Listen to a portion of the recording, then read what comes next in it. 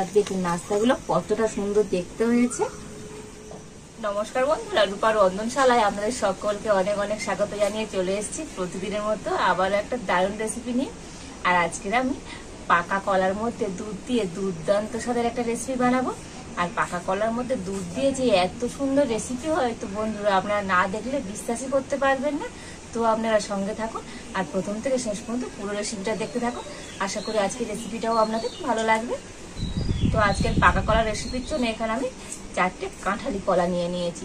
তো বন্ধুরা, কলা অনেক পেকে গেলে তো আপনারা ফেলে দেন, খেতে চান না, সেই রকম পাকা কলা দিয়ে কিন্তু আজকে রেসিপিটা বানাবো। আর আজকের রেসিপিটা দেখার পরে আপনারা কিন্তু পাকা কলা ফেলে দেবেন না, ঝটপট কিন্তু এই রেসিপিটা বানিয়ে নেবেন। তো এখন 4টে কলা আমি খোসা ছাড়িয়ে নেব।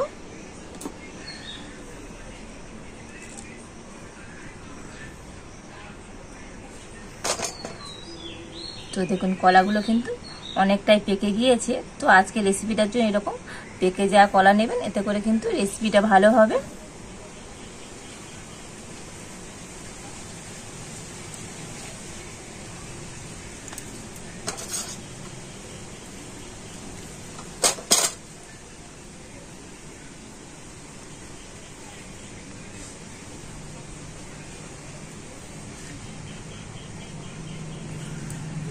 তো এইভাবে 4টে কলার খোসা আমি ছাড়িয়ে নিচ্ছি। তো এই 4টে কলার খোসা আমি ছাড়িয়ে নিয়েছি। আর এবার এখানে আমি নিয়েছি 1 কাপ গরুর দুধ। তো এই দুধটা কিন্তু আগে থেকে আমি ফুটিয়ে জাল দিয়ে আর ঠান্ডা করে নিয়েছি। তো এই দুধটা আমি এখন কলার মধ্যে দিয়ে দেবো। তো আপনাদের কাছে যদি গরুর দুধ না থাকে আপনারা প্যাকেট আছে লিকুইড দুধ, সেই দুধ নিতে পারেন, কিংবা গুঁড়ো দুধও জলে গুলো ব্যবহার করতে পারেন।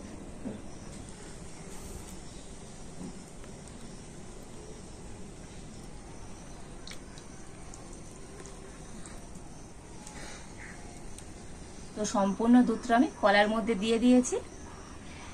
আর এবার আমি একটা বড় জায়গাতে করে নিয়ে নেব। তো এখন এই থালাতে আমি দুধ আর কলাটা নিয়ে নিচ্ছি।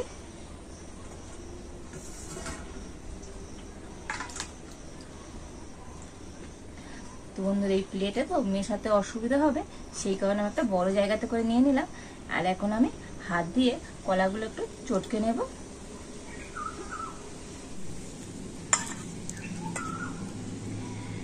তো হাত দিয়ে তো কলাটা কিন্তু খুব সুন্দর এইভাবে একদম মেখে নিতে হবে। তো সেই কারণে বলেছিলাম তো আপনাদের যে একটু পাকা কলা নেবেন, একটু পাকা কলা হলে তো এইভাবে হাত দিয়ে কিন্তু মেশাতে খুবই সুবিধা হবে।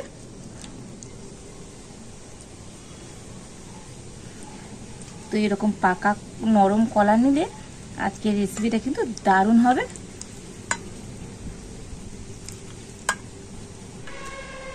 তো দেখুন কলাগুলো কিন্তু খুব সুন্দর করে আমি ম্যাশ করে নিয়েছি। আর এবার আমি এর মধ্যে দিয়ে দেব এই 1 বাটি আতপ চালের গুঁড়ি। তো আতপ চালটা আমি ভিজিয়ে তারপরে গুঁড়ি করে নিয়েছি। তো এই 1 বাটি আতপ চালের গুঁড়ি আমি দিয়ে দিচ্ছি।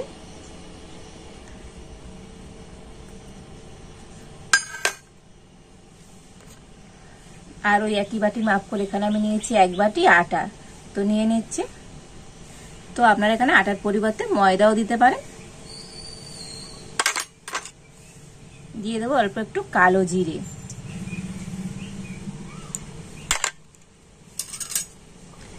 দিয়ে দিচ্ছি সামান্য পরিমাণ লবণ। আর দিয়ে দেবে এখানে চিনি। তো চিনিটা কিন্তু আমি গুঁড়ো করে নিয়েছি, তো আপনারা গোটা চিনিও ব্যবহার করতে পারেন। তো গুঁড়ো চিনি আমি দিয়ে দিচ্ছি। চিনিটা মোটামুটি হাফ বাটি দিলাম। তো মিষ্টিটা আপনারা আপনাদের পছন্দ মতনই দেবেন। আর এখন আমি সমস্ত উপকরণ হাত দিয়ে কিন্তু খুব ভালো করে মিশিয়ে নেব।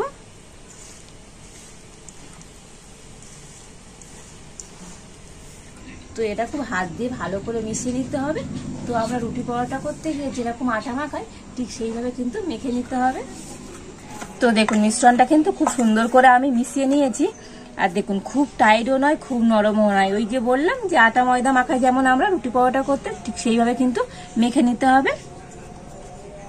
আর এই মিশ্রণটা এখন আমি 10 মিনিট ঢাকা দিয়ে রেখে দেব। তো প্রায় 10 মিনিট পর আমি ঢাকাটা খুলে নিচ্ছি। তো হাত দিয়ে আবার আমি একটু মাখিয়ে নিচ্ছি।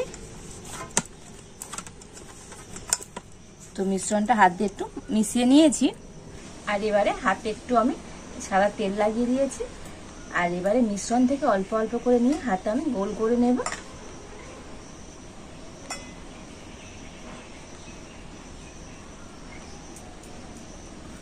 তো হাতে গোল করে আর আমি এরকম একটু চ্যাপটা করে দিচ্ছি। তো দেখুন এইভাবে আমি তৈরি করে নিচ্ছি। তো আপনারা আপনাদের পছন্দ মতো শেপ দিয়ে কিন্তু এগুলো তৈরি করে নিতে পারেন।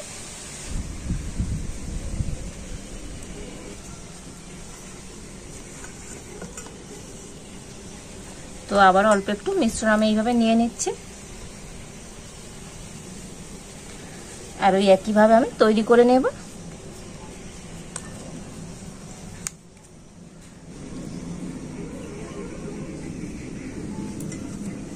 আর এইভাবে সমস্ত নাস্তাগুলো আমি তৈরি করে নেব। হ্যাঁ বন্ধুরা, আজকের আমি এই পাকা কলার মধ্যে দুধ দিয়ে দারুণ স্বাদের একটা নাস্তা রেসিপি আপনাদের সাথে শেয়ার করছি। আর এই নাস্তাটা যেমন বানানো হয়ে যায় ঝটপট, আর স্বাদে তো বন্ধুরা দুর্দান্ত হয়। তো দেখুন এই সমস্ত নাস্তাগুলো আমি তৈরি করে নিয়েছি।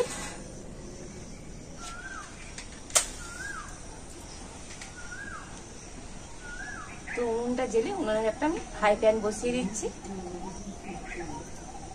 আর এখন আমি ফ্রাই প্যানের মধ্যে দিয়ে দেবো তেল।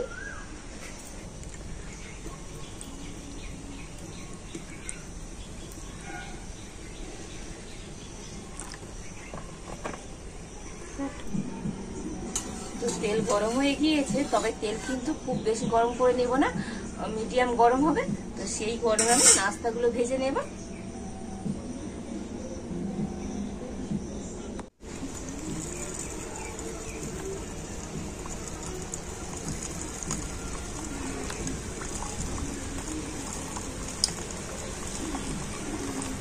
তো একেবারে যে কটা ধরবে সে কটা আমি দিয়ে দিচ্ছি। তো এবার আমি নাস্তাগুলো একবার উল্টে দেব। তো দেখুন এক সাইডটা কিন্তু হালকা লাল লাল কালার চলে এসছে। আর এখন আমি উল্টে দিচ্ছি।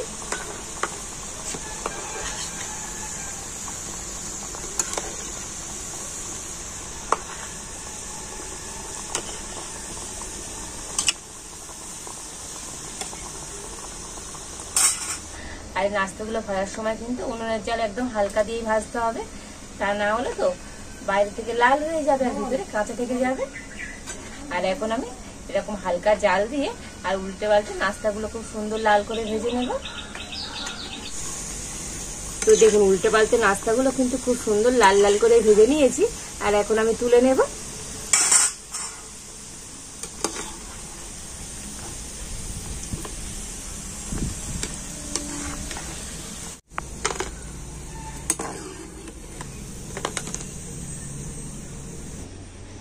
আর বাকি নাস্তাগুলো আমি একইভাবে ভেজে নিচ্ছি।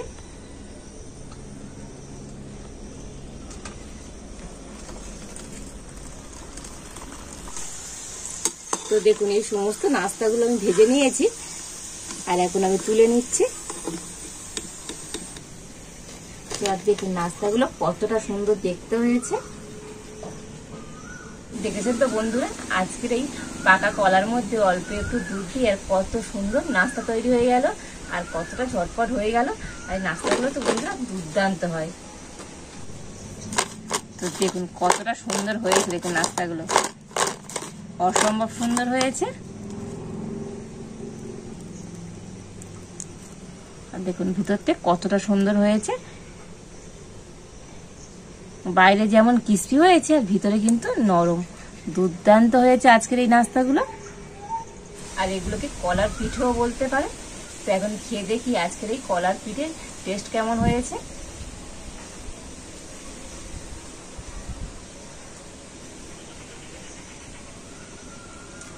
দারুণ টেস্ট হয়েছে বন্ধুরা, অসম্ভব সুন্দর খেতে হয়েছে। বাইরেতে যেমন ক্রিস্পি হয়েছে আর ভিতরে কিন্তু খুব সুন্দর নরম, অসাধারণ লাগছে খেতে। বন্ধুরা আপনারা একবার হলেও বাড়িতে এইভাবে কলা দুধ দিয়ে আর এইভাবে নাস্তাটা বানিয়ে দেখবেন, বাড়ির বাচ্চা থেকে বড় প্রত্যেকেই কিন্তু খুশি হয়ে যাবে। তো বাড়িতে বানালে কেমন হয়েছে কমেন্ট করে জানাবেন। তো আজ এই পর্যন্ত, আপনারা ভালো থাকুন, সুস্থ থাকুন, দেখা হচ্ছে নতুন কোনো একটা রেসিপি নিয়ে।